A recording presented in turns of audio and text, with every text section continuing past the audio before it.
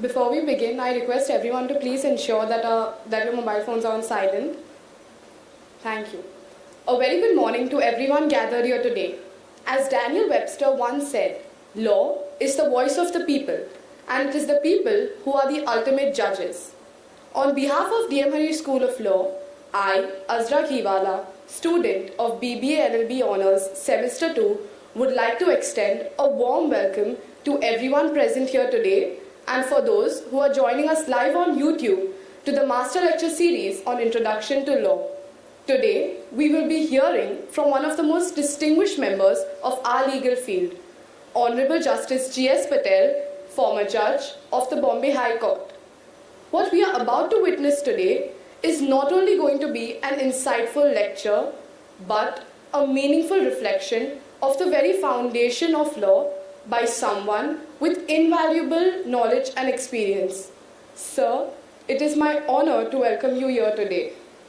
On behalf of DM Hari School of Law, I welcome you and thank you for graciously accepting our invitation.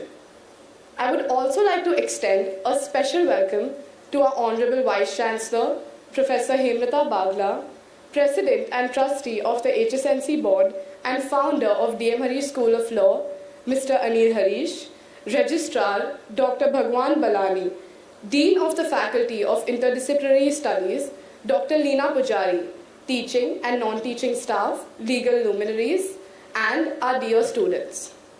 As we are about to commence with the program, I request the dignitaries to come forward for the lighting of the lamp.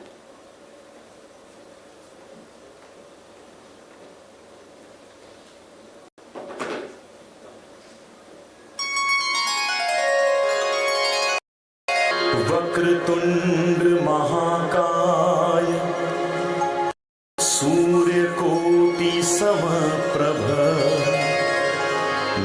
निर्विघ्नं मे देव सर्वकार्येषु सर्वदा. As the lamp is being lit, may its radiance touch each one of us today. Vakratunda महाकाय सूर्यकोटि समप्रभ निर्विघ्नं कुरु मे देव सर्वकार्येषु सर्वदा.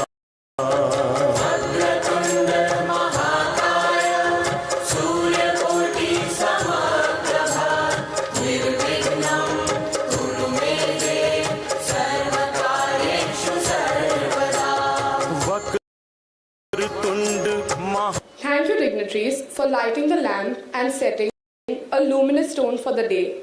I would now request Mr. Anil Harish, President and Trustee of the HSNC Board and founder of DM Hari School of Law, to deliver the opening remarks.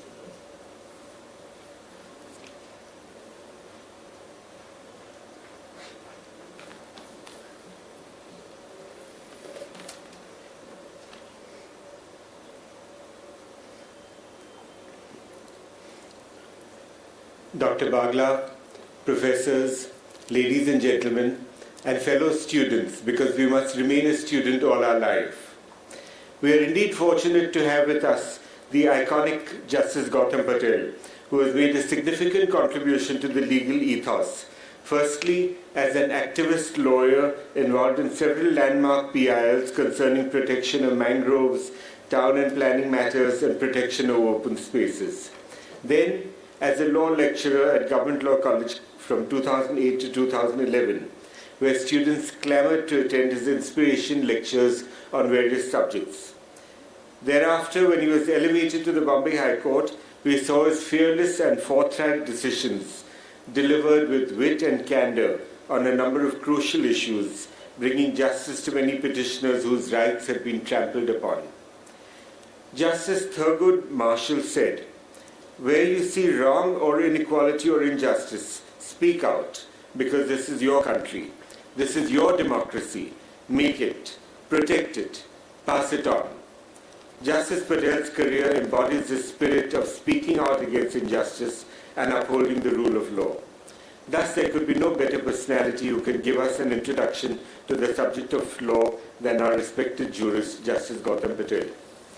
The subject of the law, as we all know, is highly complex. On the one hand, the words of the statute are frozen and set in stone, but paradoxically, the judges are called upon to breathe life into these words.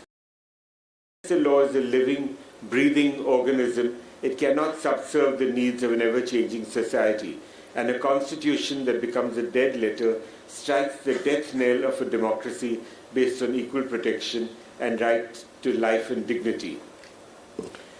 We are very pleased also to inform you that Justice Patel has kindly consented to be Distinguished Professor of Practice, and he's already come up with so many new ideas. I'm sure that all of you will have a wonderful time in his lectures, and even though you may not actually be studying constitutional law or the subjects that he's going to be specifically teaching, I'm sure all of you will want to attend and participate in the activities that he is going to engage in.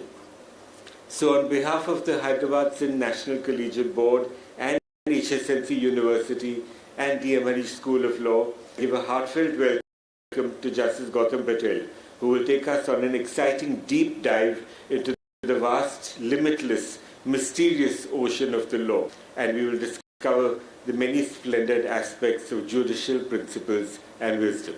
Thank you.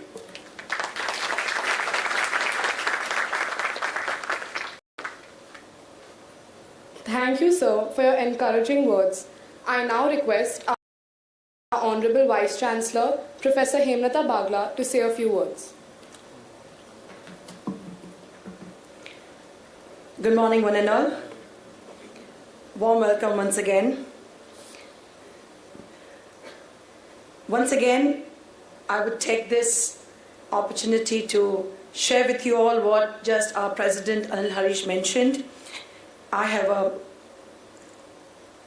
announcement to make that this podium on this day, we extend an honor to Justice Gautam Patel for accepting to join HSNC University as a Distinguished Professor of Practice.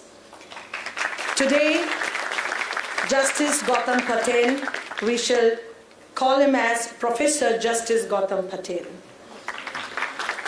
Sir, your journey has been incredible from courtroom to classroom, and I should say it's quite an incredible for you to honor us being a luminary of your stature to be associated with D.M. Harish School of Law and HSNC University. Thank you, sir, for your kind acceptance and for your interest, your inclination and enthusiasm to be part of our institution. I had a couple of times witnessed myself by interacting with him, his passion for academics, research and mentoring students. It's truly inspiring, sir, for all of us that you are with us today, and we are extremely grateful for your willingness to invest your time, invest your energy to shape the future of our young lawyers. So with this, once again, I thank you, Professor Justice Gautam Patel, for joining us, and it's quite exciting, and I know that you will, as a master sculptor, will chisel our students' shape and will make them beautiful sculptors, and they will continue doing this. So with his lectures, and the academic calendar is already set till December, dear friends, you are very fortunate that to be part of the institution where the distinguished professor of practice is none other than Justice Gautam Patel. Thank you so much, sir, for giving this honor, and I'm sure your interaction with the students and the fraternity and even parents would be very meaningful and very, very insightful. Thank you so much. Thank you, Mr. Anil Harish, our Honorable President of HSNC Board, for giving many opportunities of growth and learning for our institution. And thank you, Dr. Leena Pujari, Dean of Interdisciplinary Studies. Thank you, Dr. Balani, Registrar of HSNC University, all faculty members and students. Thank you so much. And with this, I would like to view HSNC University, DM Hari School of Law, would like to bestow this honor to a legend, Justice Gautam Patel, with Distinguished Professor of Practice title. So may I have students to bring forth.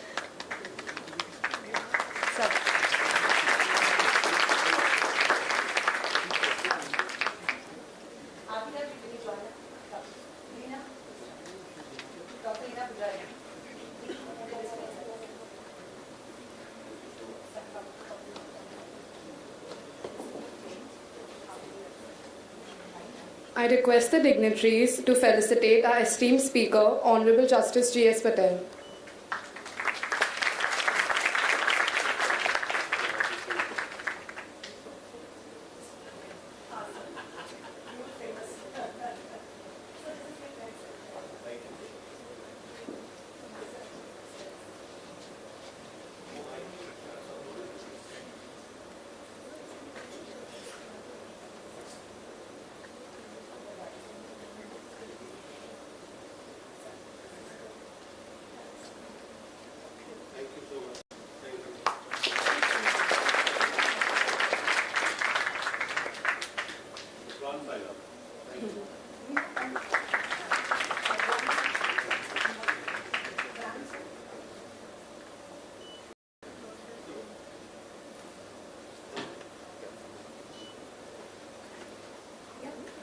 Thank you, dignitaries, for doing the honors. I request our student volunteers to escort the dignitaries from stage. I'll take my things away.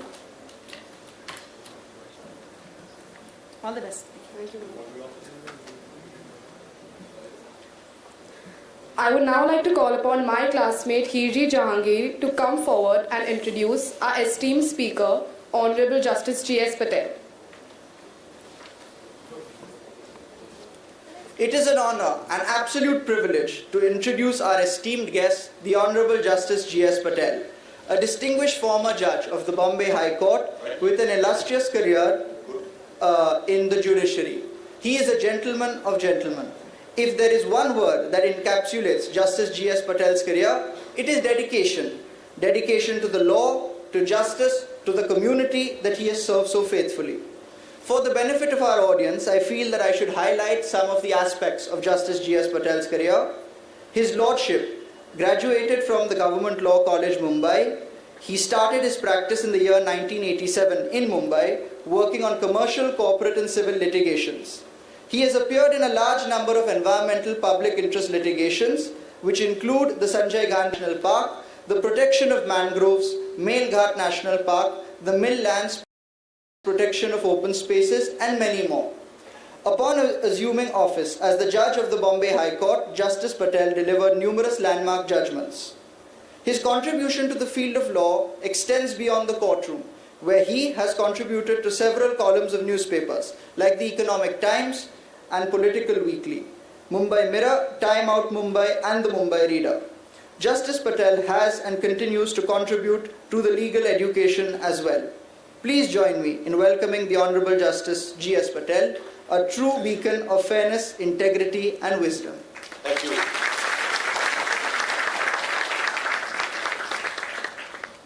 Good morning. Thank you for being here and not being at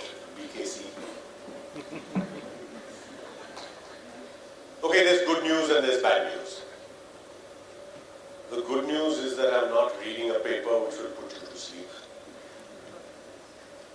The other piece of good news is that we'll be through in about an hour and 15 minutes. The bad news, it's really bad news, is that I'm going to fling questions at you and I expect you to answer them.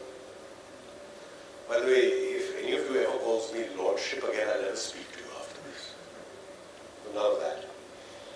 This topic title is a little misleading. What's happening today is not an introduction to law, that is, we are not covering details of contract and transfer of property and IPC. But it's an introduction to the legal profession. And you might well ask, what qualifies me to do this? And the only answer I can give you is that I've been doing it for a very long time.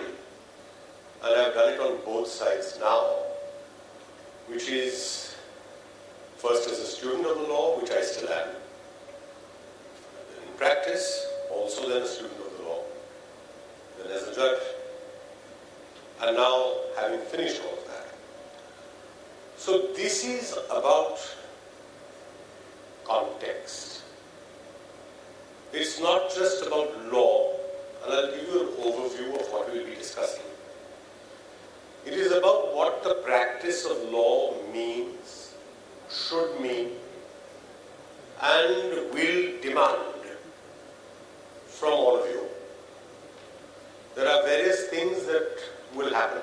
We'll discuss what is law. We'll discuss questions of justice, truth, ethics, morality. What are the things you should practice, what expectations you can have, and some of the dangers that lie ahead. You will have questions. Questions are welcome. There are people here with mics. Raise your hand at any time. There will be time at the end as well for a few minutes for any remaining questions that you have. But this is not a session where I'm just reading stuff at you. And the overarching reason why I say this, and this is something that you will bear in mind as we go along, is that the one thing you will learn and should learn and accept very early on in the legal profession is there are no absolute rights and wrongs. That's lesson number one. Lesson number two. And this you will carry with you for the rest of your lives in law. Never be afraid to doubt. Never hesitate to question. Question everything. This is part of what law and the practice of law is about. I will also mention in the course of the next 45 minutes or an hour what I recommend that you read. Some other recommendations will come from the university itself, but these are books that will give you an overview of the law. Now tell me, how many of you have already qualified as lawyers here? Actually in practice? Anyone? Or is everyone? This lot we know. But anyone else at the back? Or is everyone still studying law? Is that what we're students of the law? How many of you are interning somewhere or the other? So you're interning with lawyers in law firms. What are you doing? Law firms? Litigation, non-lit, what is it? Everyone's in litigation? Interning in litigation? Yes, sir. No. Or mostly litigation? Is that what we're doing? Some litigation, some non-lit. All right. Nobody here who's actually started practice. Is that correct? Very good. All right. Tell me. Okay, this is the opening sizzler. What is law? Come on. I need an answer. Wake up, people. What is this thing we call law? the stuff that we have in statute books, Contract Act, Transfer of Property. Yes, at the back. I can't hear you. Everyone needs to hear you. A set of rules and regulations that Set of rules and regulations that governs our society. that governs our society. Okay, fair. Anyone disagrees with this?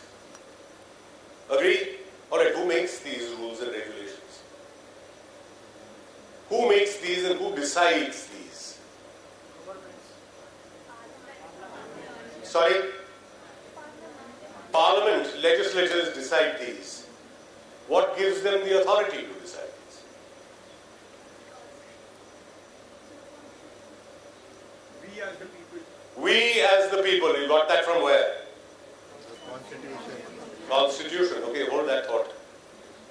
What did we have before we had these sets of rules and regulations to govern us as society? What is the origin of law? Think back, go back, way back.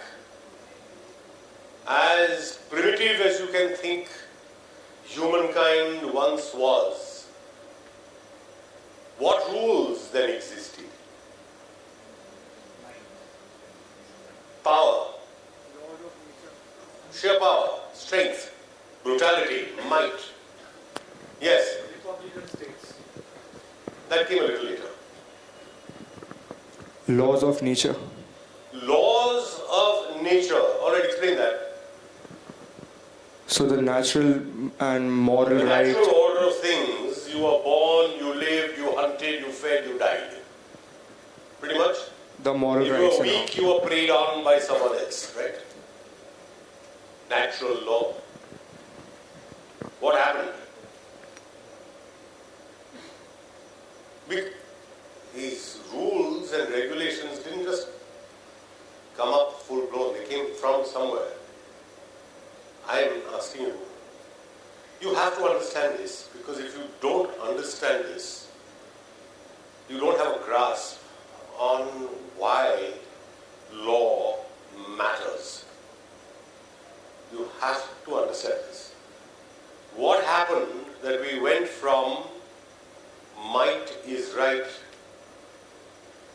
to this complex body of rules and regulations? What happened to us?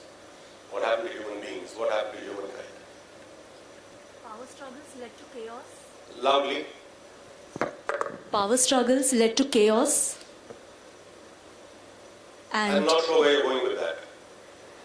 in the past, because there were power struggles between different There were communities. power struggles. No, wait. The important word there is community. Yes. People began to form groups. This is an essential understanding of us as a society. We as a society are either one group or a collection of groups or a group of groups. When people began to form groups, collectives, societies, villages, communities, what's the one thing that they needed to be able to survive as a group? They needed standards, rules that would govern them. What do we mean by that? Why was this necessary? A superior authority to decrease all the... Is it necessarily a superior authority? It is. Always. Not always. That's the one thing I want in law. Well, 2 or 3 things. Precision. Don't guess. Precision and reasoning is what law is about. Don't guess. Think it through. There was another answer here. So I believe that there was a uniform or uniformity needed. Uniformity was needed by whom? Like you said, superiority is not the thing. It should be uniformity so that everyone is equal. No. People go back. One step back. From the individual, one humanoid surviving to a group of human beings surviving together as a collective unit. They've come together. What they need now is something that will, by agreement between them, tell each of them how they should conduct themselves with the other. Human being 1, human being 2, human being 3, 4, 5, 6, 7, they are together. Whatever collective noun you want to give to them, but they need certain standards that are common and commonly accepted to all, which will decide what is good for all of us, what is in a shared common interest, what is it that we choose to define as our standard of conduct, behavior and weight, and what is and is not acceptable or permissible is also to be defined. Why is this necessary? Because without this, and this is the super glue of human society, and this is what makes law essential to the survival of mankind, is without this super glue, the collective disintegrates. Where, I'm asking about sources now, where do we find these precepts, these standards of conduct enunciated in the earliest times? Not the same hand all the time, Ray. The rest of this lot needs to wake up. Come on. We saw them in philosophical ethics of Plato and Aristotle. That came a little later. Even before that. Go back in time. The 10 Commandments. Good. The 10 Commandments are a set of rules, even before that. Or in parallel with that. You will find these edicts on Ashokan pillars. You will find these precepts in Buddhism. You will find these in Quranic teachings. You will find these in the Bhagavad Gita. You interpret them in any way that you want. But these are the earliest sources of law. This understanding is essential because what we are seeing today is a very complex, very evolved, very advanced version of these standards of conduct. This super glue has become really, really intricate. People will talk to you about securities law, the insolvency and the bankruptcy code, and we lose sight of the fact that these are all standards of conduct to govern the affairs of human beings. And they have their origins back in history when they were essential for our survival as a collective on the planet. I want you to just for a moment hold on to this thought and think about this. Suppose you took away this super glue, you dissolved it. The result would be what someone just mentioned, chaos. What are these rules? They range from the simplest to the most complex. Thou shalt not murder. Why? Because that's not acceptable conduct for a society. And they get even more complex as we see today, because we have now got regulations governing the stock market, and we've got regulations governing almost everything that you can think, see and do. This understanding is about the law in generalities. But there is another purpose to this. What is the purpose of having law other than defining a standard of conduct? There's something else that's more fundamental.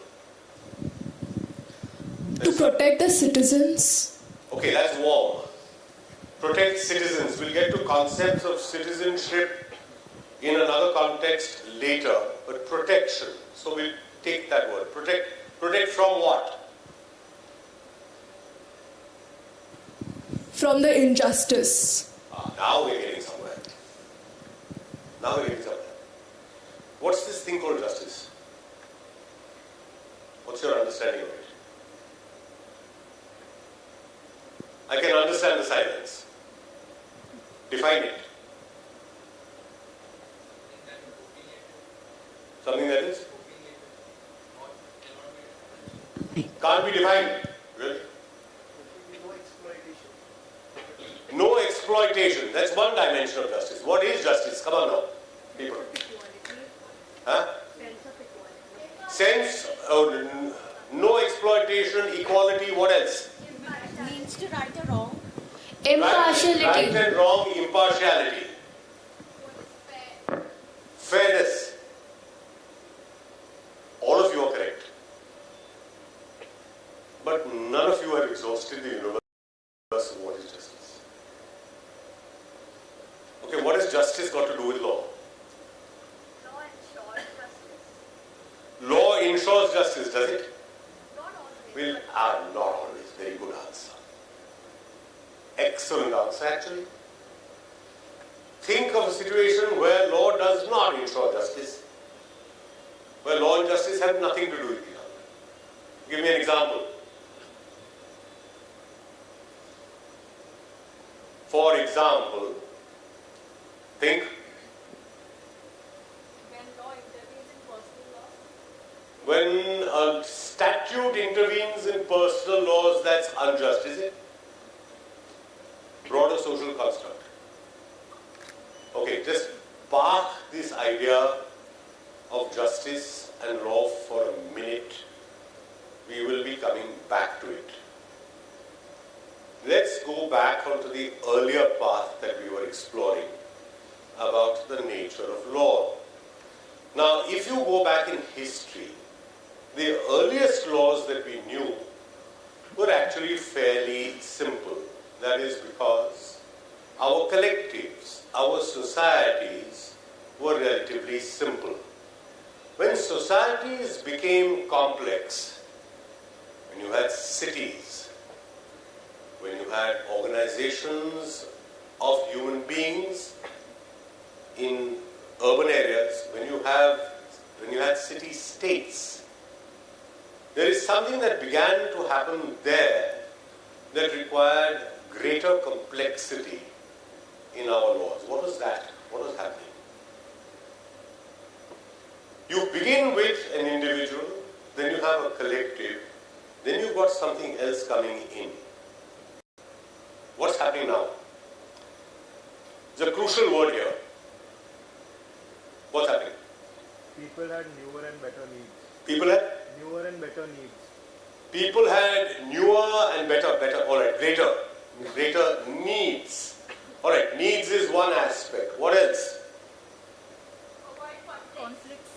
Avoiding conflicts became, and conflict resolution became a requirement. What kind of conflicts? Sorry? People also wanted to evolve as a society. What does that mean? And basically have a better world to live life. in. Yeah, better All life. right, they want conflict resolution, a better life. Okay, we're getting there. How was conflict resolution done? What did you need to resolve conflicts? A neutral party. You're missing one word here. No, mediator. You're getting it. You needed governance. You needed a system by which a complex society could be governed. Sometimes this took the form of being ruled, not governed. Now there's a difference between governance or being governed and being ruled. What's the difference? Governance, rulers have subjects. Governors have citizens. What's the difference? In India, are we ruled or are we governed? Really? You sure? Absolutely sure. Now what is that? Kaun banega crorepati? Lock kiya jaye? Alright, can't say. Better answer. Sometimes you can't say. Technically, we are supposed to be governed.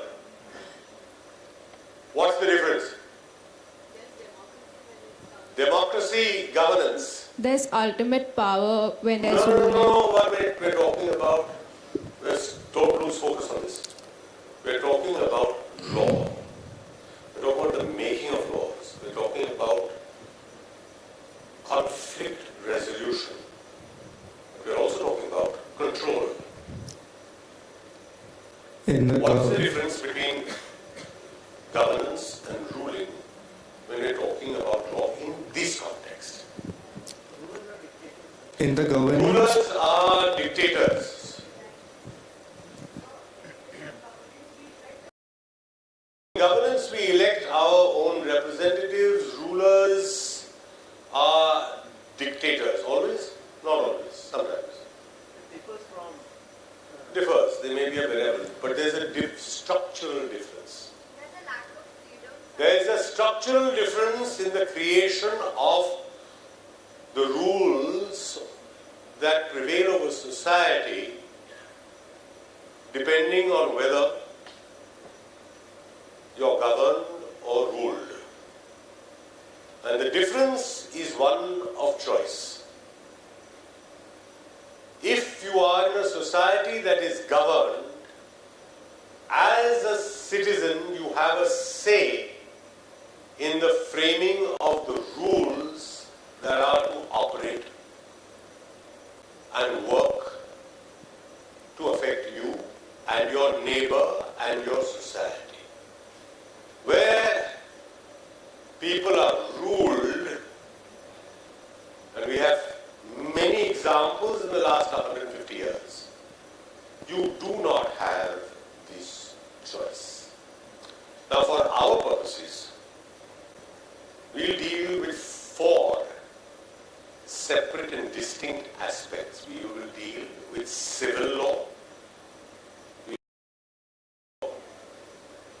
We will deal with the Constitution, Lex Suprema, the mother of all laws.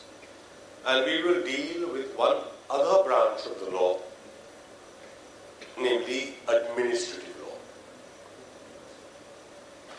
This preliminary part was just to give you an idea of the complexity of what you, the lawyers of tomorrow, will have to deal with, and to impress upon you the need to understand the history of law and why maintenance of the rule of law is essential to the survival of a civil, just society. Because this you answer yourself, if you do not have these structures, you have resultantly chaos and injustice. We'll come back to justice in a moment. All right. Civil versus criminal law. Distinction is obvious. Criminal, we're dealing with crime. Civil, we're dealing with what? What are we dealing with? This is now actually crucial to an understanding of what we're doing in civil law. What is civil law about? Fundamental rights of a person relative to what?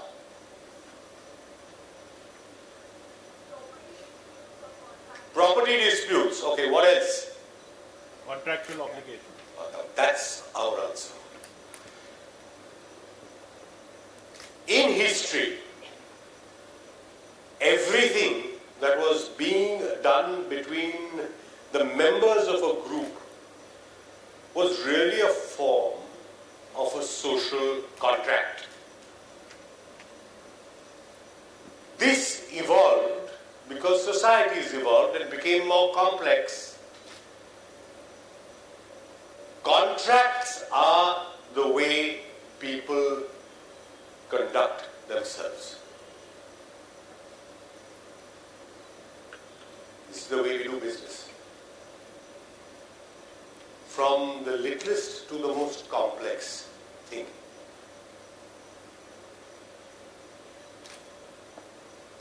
Marriage, some theorists say, is a sacrament.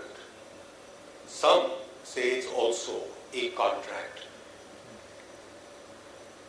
There are concepts of promises, assurances, obligations, rights and duties. And this is the fundamental underpinning of civil law. Rights, obligations, not the criminal rights and obligations, civil rights and obligations, and therefore, this is something I have maintained for the longest time. Among the various texts that you and branches of the law that you absolutely must totally master if you're practicing civil law is the law of contracts. Everything that you will do thereafter in civil law will be some variant on contract law. Buying and selling property, agreeing to perform or render a service. There may be other branches of the law that will apply to it, but it's all foundationally in contract. The Companies Act is a specialized evolution of contract law. Securities law is essentially a specialization of contract law. Contract law governs relationships. It governs rights, it governs responsibilities. There is one other statute with this,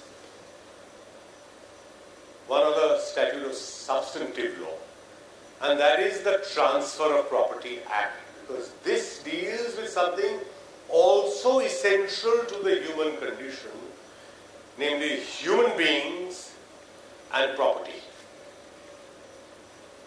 What are their rights with property? What can a person do with property? These two statutes are your stepping stones in the practice of civil law. There will be specializations to follow. Securities, company, bankruptcy, taxation, estate planning. But the principles and the precepts in these two core civil statutes are the ones that you absolutely have to master. Who is an agent? What is the liability of an agent? What is a promise? What is the acceptance of a promise? How is a contract made? Where is it made? When is it concluded? When is there a breach of a contract? When can you claim damages? What are the kinds of damages that you can claim? You may hear people say, I have got a house on a mortgage. Or you may hear someone say, I leased a vehicle. Or you may hear someone say, I had no money and I had to pawn my jewelry and household utensils. All relatable to these two acts. All of it. On the criminal side, this approach must change slightly. I'll tell you why. I'll tell you why. You'll tell me why. What's the difference between the criminal substantive law and civil substantive law? There's a fundamental difference here. Take any aspect of criminal law, anything. And for our purposes, take generalized criminal law, not the new act, old act, etc., and let the IPC as a reference point. Okay. So what does the IPC do? What does the IPC actually do? Punish. It states it's a punishment. No, before punishments. Something else. Something else. Someone in the back. Defines crimes. It defines what is a crime. This is the tip of the iceberg. Okay, so I'm asking you, what is a crime? A grievance against the state at large. Grievance not against the state. A grievance of... Flip it.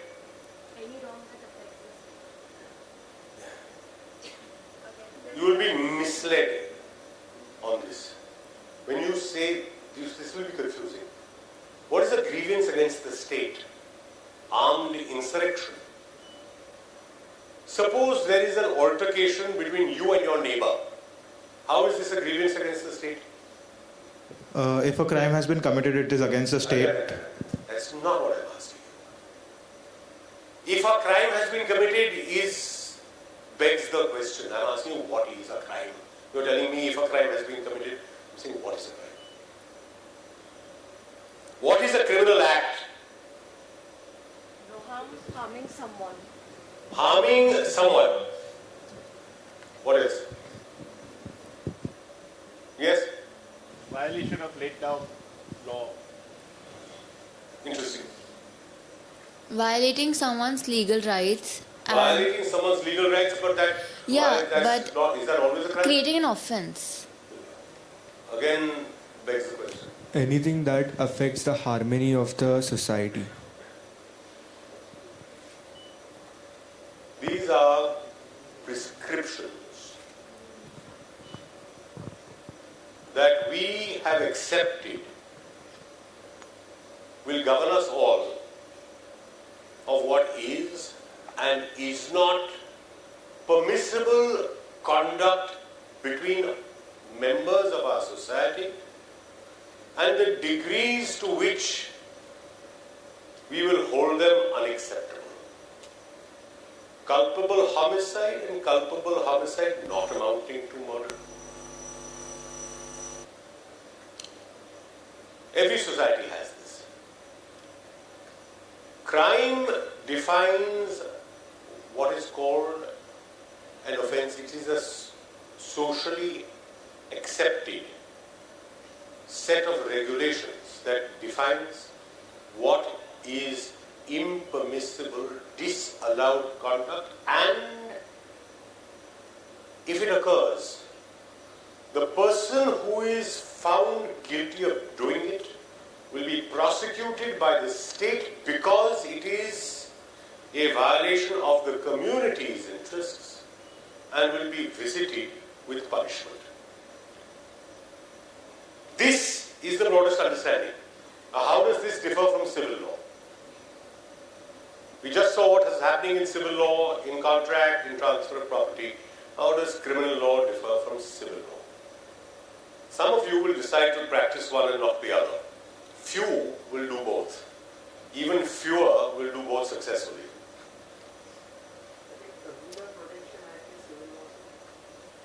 Come, we'll get there. What's the difference between civil and criminal law, what's actually happening? Sorry?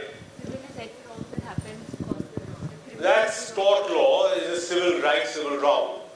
But I'm saying generally between civil and criminal, what's the point? What are the points of So in criminal life is life of a person is involved.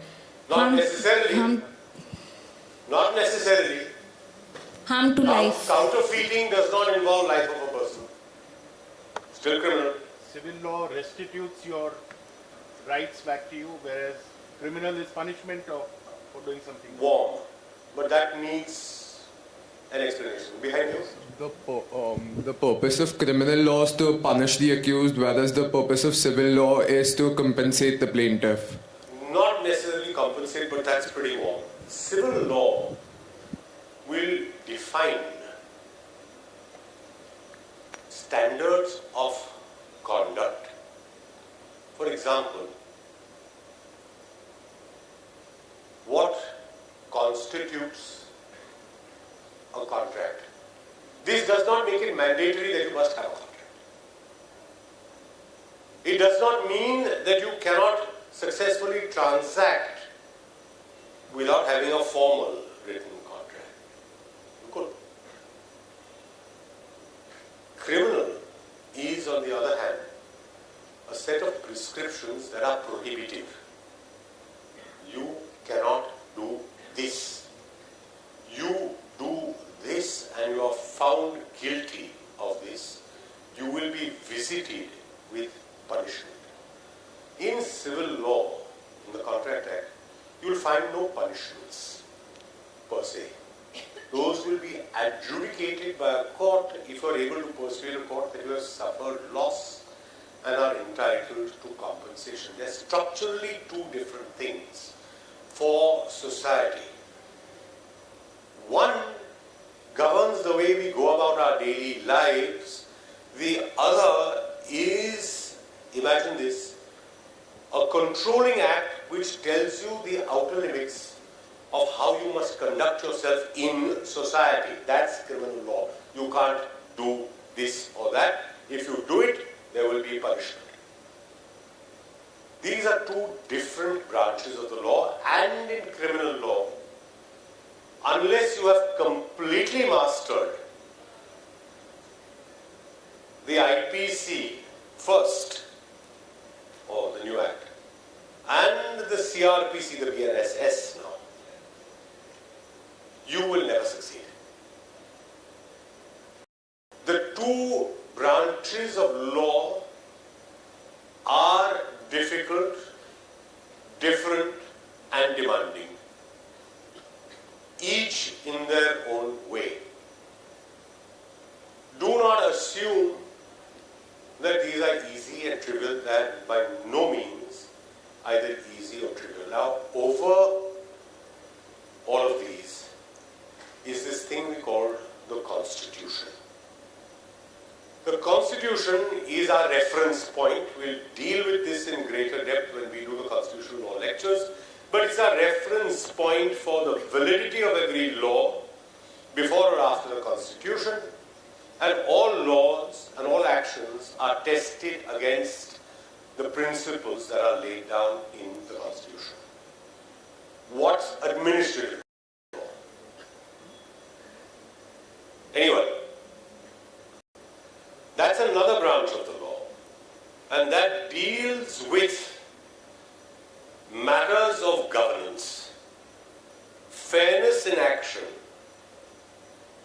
and how we assess the actions of the executive versus the citizens. Now, this is an important understanding, because we arrived at this conclusion that we needed law and more law because we evolved as a society and needed systems of governance. Administrative law will not exist in a totalitarian state or under a dictatorship. It exists only in a democratic republic, one that is governed by the rule of law.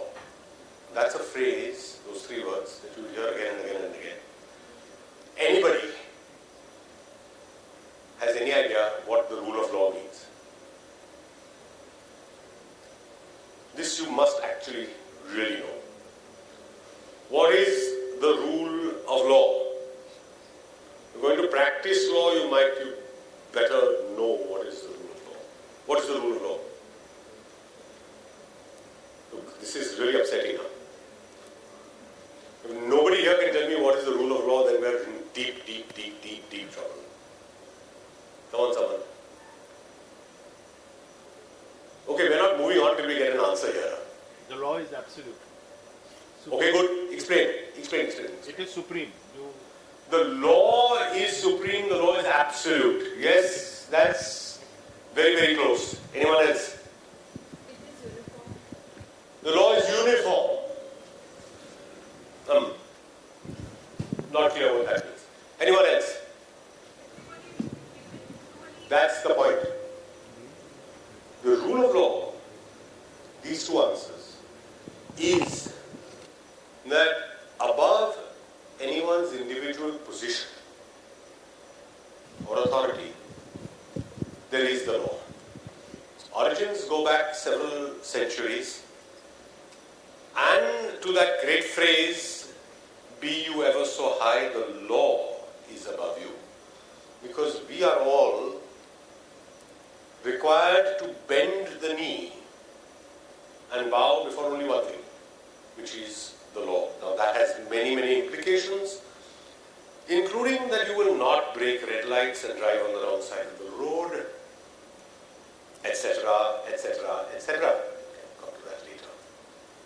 The rule of law is essential. Why? And now I'm tying this back. For one purpose. Because if you do not maintain the rule of law, you risk suffering a breakdown of law, and the result is once again chaos and anarchy. Because we agreed as a society to be governed by rules and regulations, what we call law, therefore the rule of law has to be maintained above all. Alright. Now, difficult questions. Justice. Justice, we got some answers on what is.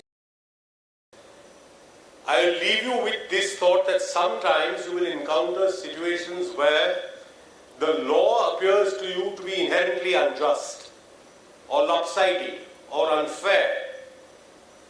It's still the law. But according to you, it's not just.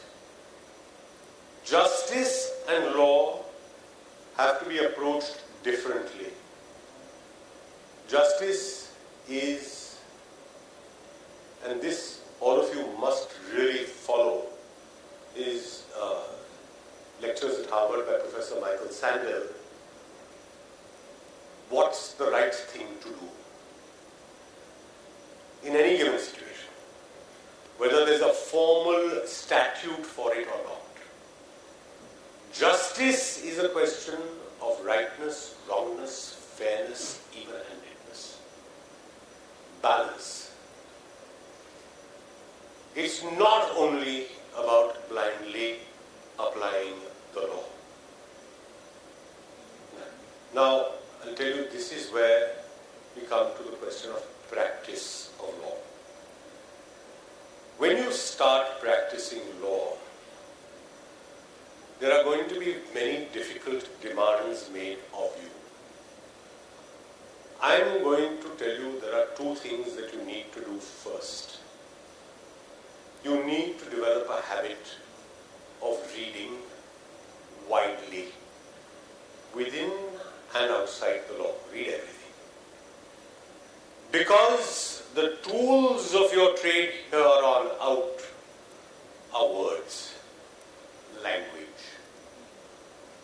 And you have to grasp and hold on tight and get better at this, and what you can do with language.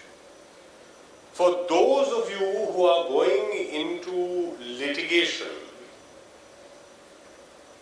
and we'll explore this in later classes as well, there is one thing that you need to do above all and need to learn to do. You have to learn to be very good storytellers.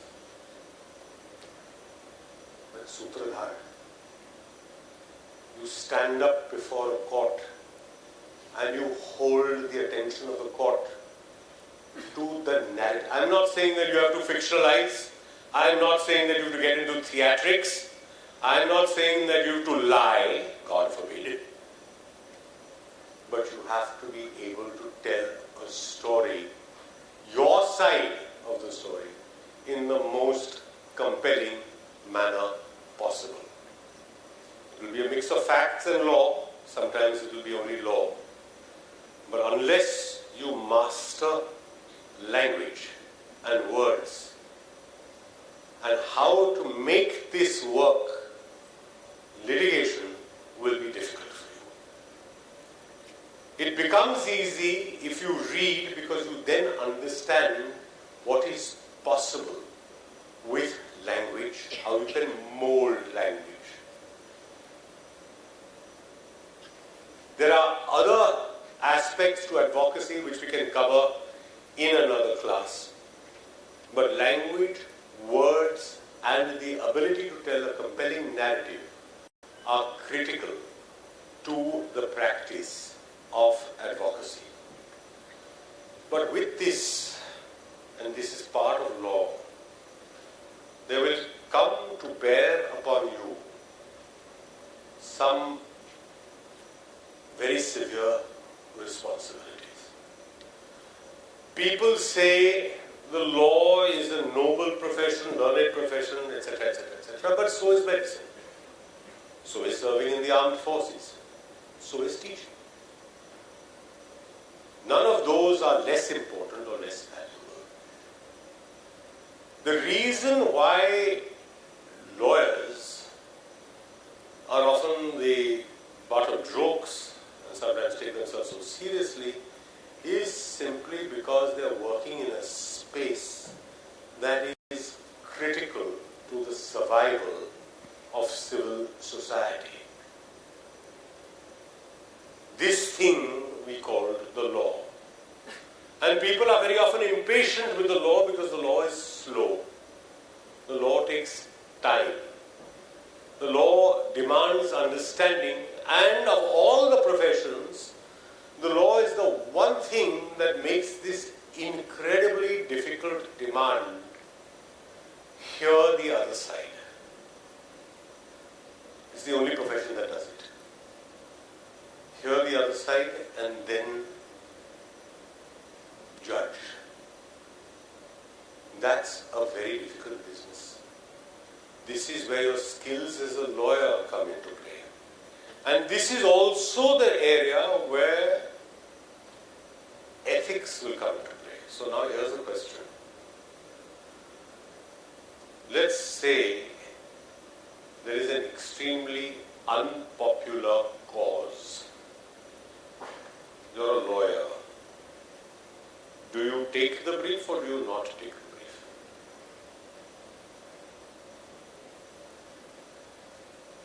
Ajmal Kasab. Do you agree to defend him or not? Yes? No? What? You do. You have to. Can you say no? Why would you say no? Because it's our personal moral ethics that we know, we are This is the problem. Park your morality outside when you're practicing law. If you are a lawyer, you are not a judge. You don't get to bring your morality into the picture.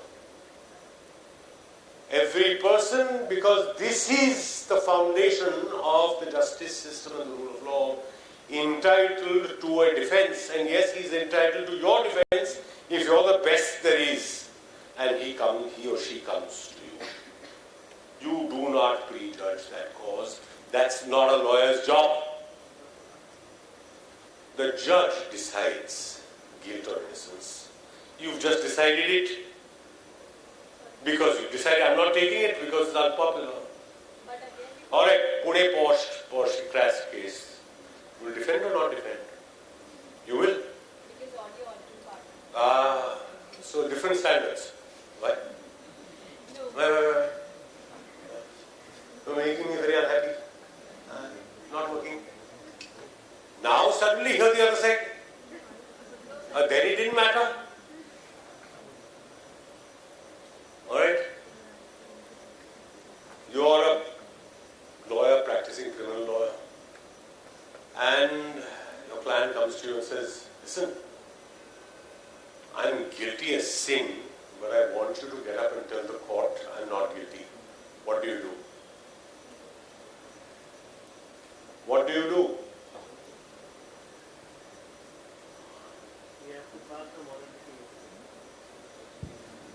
Yeah, I told you that. Hey, what do you do? The client has told you I'm guilty. I want you, Mr. Lawyer, Mrs. Lawyer, to stand up in court and tell the court I'm not guilty. What do you do? Ensure confidentiality of this confession. What does the lawyer do? Presents his side and lets the judge then... Listen, understand what is happening. When you are practicing criminal law, never, ever, ever ask the accused you're representing whether she or he is or is not guilty. The only question you ask is how do you want to plead? What are your instructions to me? Do you want to plead guilty or not guilty? The moment the accused, your client, tells you, I am guilty, but I want you to tell the court I am not, he's asking you to lie to the court. You don't get to do that. Because this is the mix and the complexity of practicing law. You have a duty to your client, but you are also an officer of the court. And your primary duty is to assist the court. You cannot lie to a court. If the client tells you, I want you to plead not guilty, you do not know whether your client is or is not guilty. You are only conveying to the court the plea that your client wants to take. You are not lying to the court. Most importantly, you are not judging whether your client is or is not guilty, because that, as I said, is not your job. It's the job of the judge, and only the judge. These are principles that you will have to bear in mind, and the last one I'm telling you is very important. Please, because bear with me on this. The one thing that will work for you in the legal profession, it is the hardest thing to earn. It's the easiest thing to lose. What is it? Reputation. Your reputation for what? Integrity. Reliability. Where the judge knows that if he said this, I don't need to check. He will never lie to me. She will never mislead me. I have that much confidence in her or him. That reputation takes years to build. It's your one biggest asset. How many of you want to do law because you want to make a lot of money? It's actually a good answer. Don't be shy. It's as good an answer as I want to be a film star. It's fine. It's okay.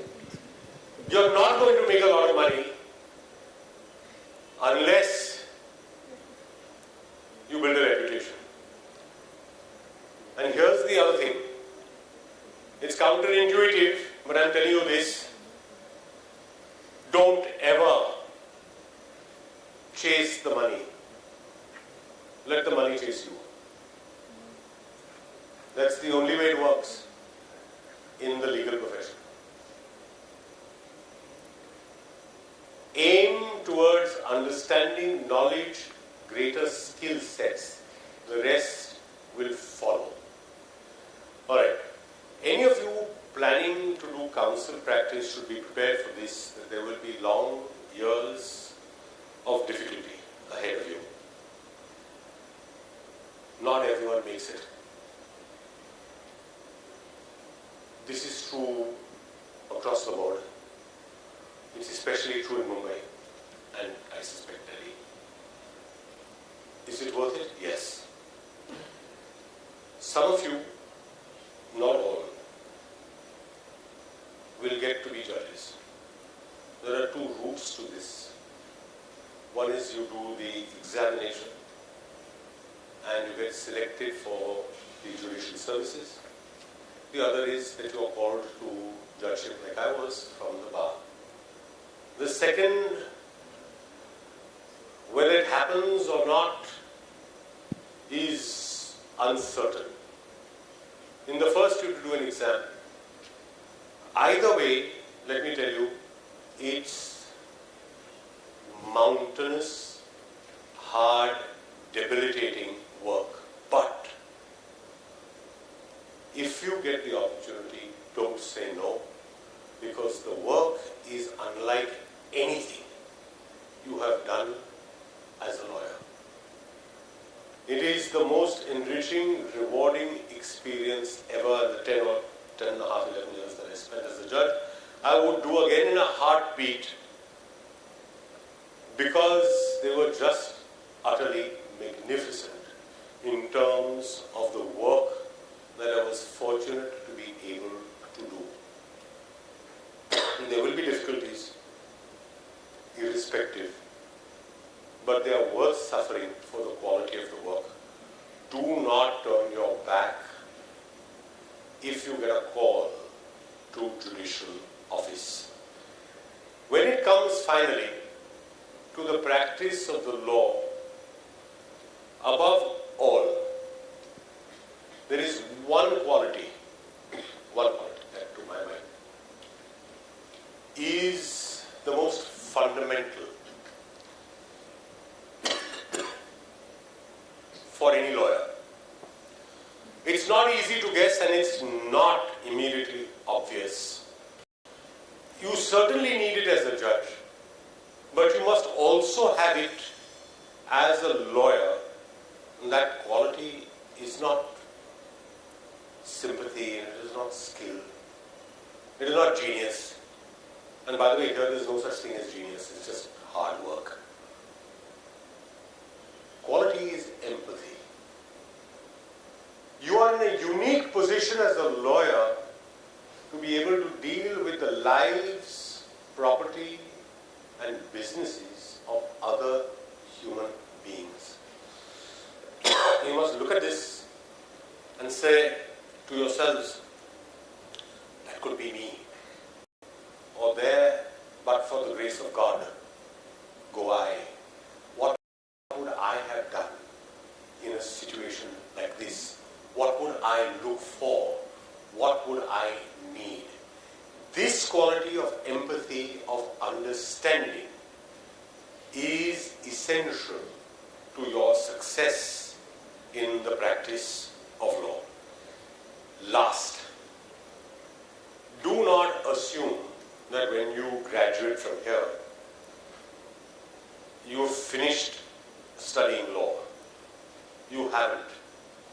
Here, we are only preparing you for a lifetime of study of the law. Lifetime. If you are not prepared to be a student of the law, you shouldn't be practicing law. Every day you will wake up having to do something different. And the one thing that HSNC or any good law school will give you, and this is the greatest gift that we could possibly give you, is actually the ability to teach yourselves. Once you have that skill, nothing can stop you. Okay, any questions, comments, thoughts? Let's have it. We've got 10 minutes or thereabouts. Yes. So my question is in respect with the Pune incident or any the Kasab case that you said. Sir, is it ethical for the media to shape the public opinion even before the trial is concluded? All right. In the context of the Pune incident, is it ethical for the media to shape public opinion before a trial is concluded? That's the question. Let me answer that with another question. What would you have the media do? Sir, in respect with the Pune incident, there were many personal opinions already crossed even before the trial was concluded. There were statements like it was just an essay that the punishment was concluded. So, is it ethical that a public opinion is already shaped from the media? How does public opinion matter? Did it matter to the judges? So that's what my question But is. did it matter to the judges? The judges, in fact, said, the bench led by Justice Bharti Dangre said, we don't give a toss. We will go by the law. The media will do what the media has to do, and courts and judges will do what they should do or should do what they should do. Unmindful of what the media does. The question of ethics will not get into it. Suppose the board had actually just said, write an essay of 500 words. Is it not open to fair comment? Is it unethical to comment on it? Why? Because at some point some High Court judge might read it, so and influenced. High Court judges are supposed to be made of sterner stuff than that. No? Ethics won't enter that picture. Ethics will not enter that picture. You have to learn to keep the media and stop pillaring the media and keep the media separate because it has a vital role in the functioning of our societies as well. You know, society as complex as ours, how does information get from point A to point B except through media? Don't drag ethics into this every time. To be a little careful with this. Again, being moralistic there. Not a good place to be. Yes, anyone else? Yes, this question is back. Hi, sir. So my question was, when the whole proceedings have taken place, but there's a time when the judge gets transferred, or the judge doesn't look into that matter anymore, or the judge is changed. Why is that so? That happens, okay, this happens routinely because administratively, judges are on a rotation in the district judiciary at prescribed intervals.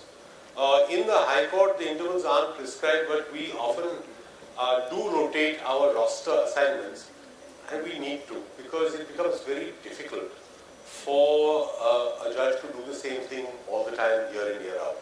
But having said that, at least at the High Court level, if a judge has heard a matter, the judge can continue that matter till he delivers final judgment.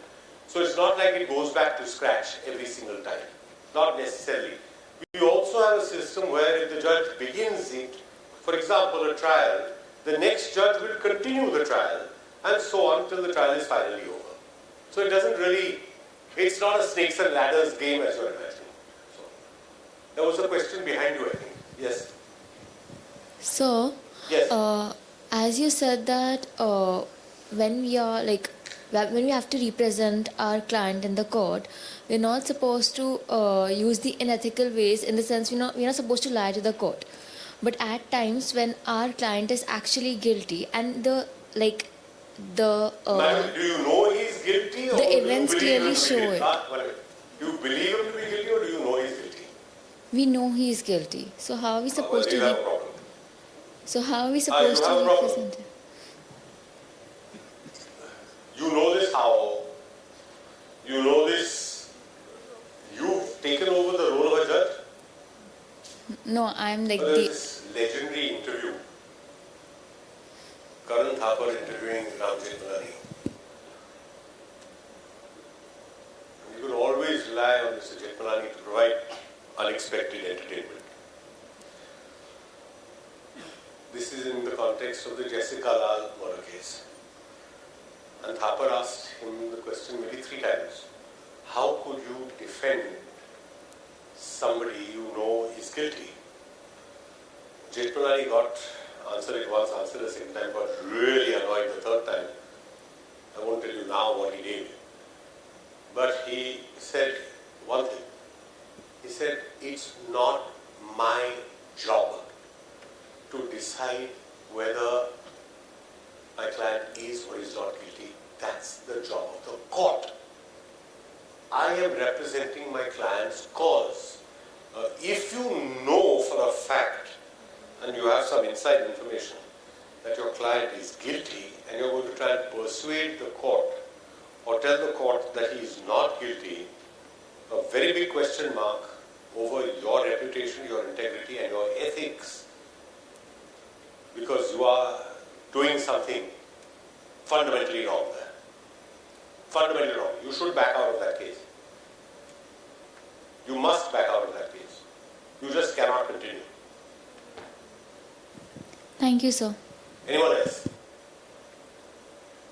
Yes? So this argument I was having yesterday, there are 21,000 road accident deaths in India on a yearly basis, out of which 3,800 of them are drunk driving accidents. How come we only hear about the ones that are involving a luxury car? Like how come I don't know. How come the only ones? I only hear about the BMWs and the Audis. Yeah. Why are we not hearing about the Wagoner that has? But ask BMW. Ask them why their cars are in so many accidents, no? And have you noticed that of the luxury cars, it's always a BMW? It's never anything else. Why is it never a Range Rover or a Volvo? BMW. I don't know why. The question is not that. The question is why we are so utterly reckless and remiss about road safety and motor accidents. Why we don't have stricter laws for this. You see this. Scooterists on the wrong side of the road, two-wheelers on the wrong side of the road, cars on the wrong side of the road, trucks on the wrong side. People jumping signals. You know, the vehicle is inherently dangerous. Something's going to happen, it may not be your fault, but a life will be lost. Why do we have this tolerance level for alcohol? Make it 0. Today you have options of Uber and Ola. If you had a drink, don't drive. Finished. And our punishments, this is where concepts of criminal law really come into play. Our concepts of punishment for these crimes, for these losses, is ridiculously low and laughable. Somebody underage is driving a vehicle, first offense, make sure that he doesn't get a driver's license ever. Drinking and driving underage. We should have a tolerance limit for this. We should be intolerant of this. But those are the laws that are structured. Till we change them, those are what we're stuck with. Anyone else? Alright. Yes? Last one. So I wanted to seek your advice or opinion. Not happening. Okay. Okay, I have a question. Better. In the smaller courts in litigation, like the courts, we've often observed our college has taken us. May I speak without the mic? Yes, yes.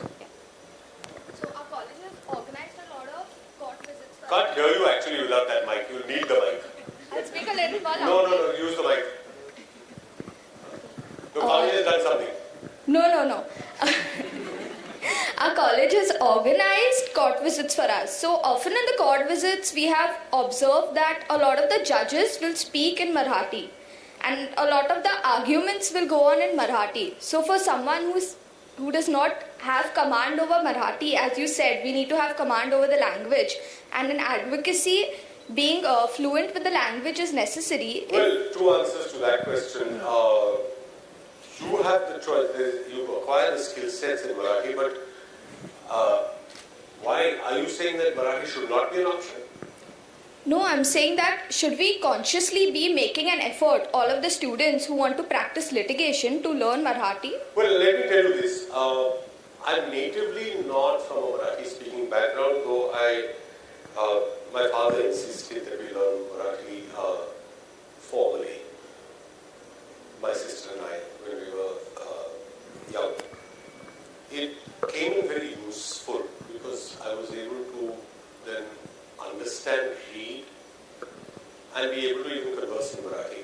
And when you're dealing in court, when you have the government Shasakiya Marathi, so it's at a different level altogether. But unless you have that familiarity with the local language, and this will happen wherever you go, Gujarat, Karnataka, wherever you go, it becomes difficult. It's a skill that you should have, almost like being able to touch type. You just have to be able to do it. It's just a skill that's necessary for a lawyer. You have to be able to read a document fluently in Marathi. If you're practicing criminal law, a lot of your documents will essentially be in Marathi, FIRs and so on and so forth. You must know what they are. You can't fluke and guesswork your way through these. That's the principle. Thank you. All right, thank you very much. Thank you for being here. We'll see you again later.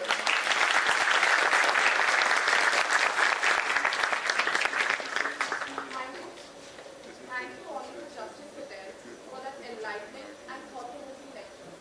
Your comprehensive overview of the foundation principles of law has inspired us all, and I'm sure it will leave a lasting impact on each present here today. I now request Dr. Leena Pujari, Dean of the Faculty of Interdisciplinary Studies, to deliver a formal vote of thanks.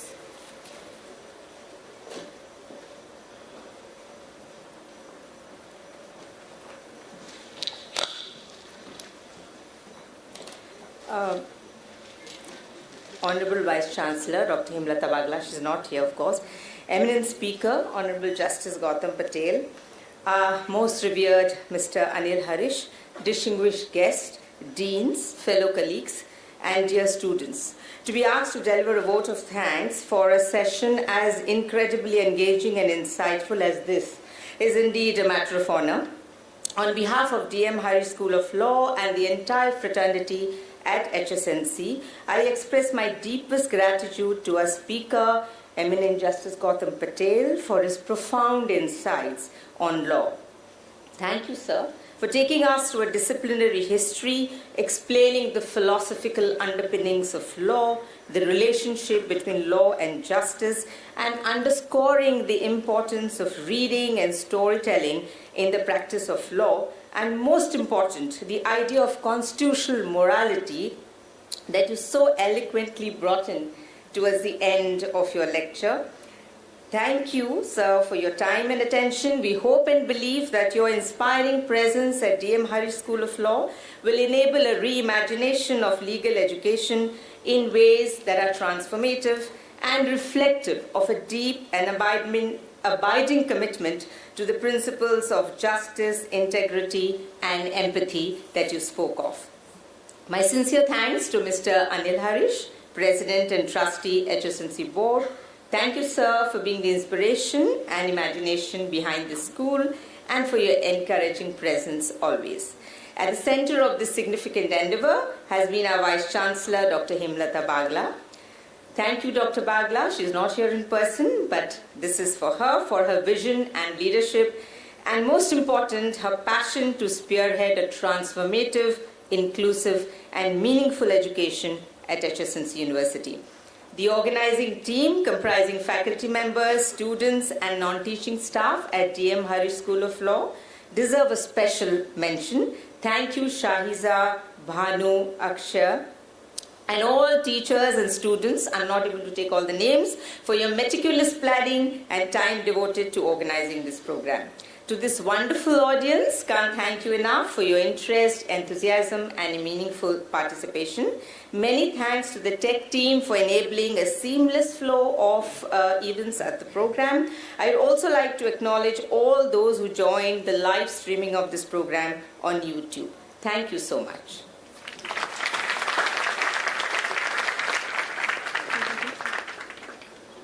Thank you, Dr. Pujari. I now request everyone to please stand up for the national anthem.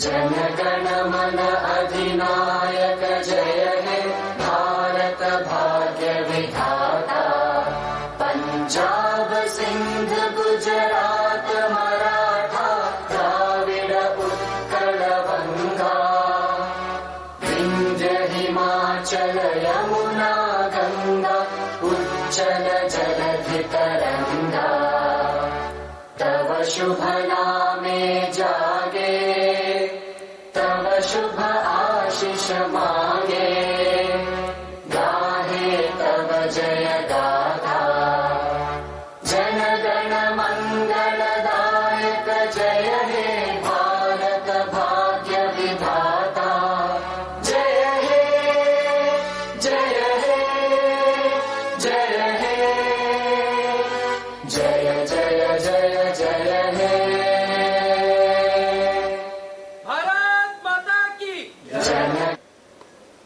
Thank you everyone for being a part of this memorable event. I request everyone to please be seated until the dignitaries have left the auditorium.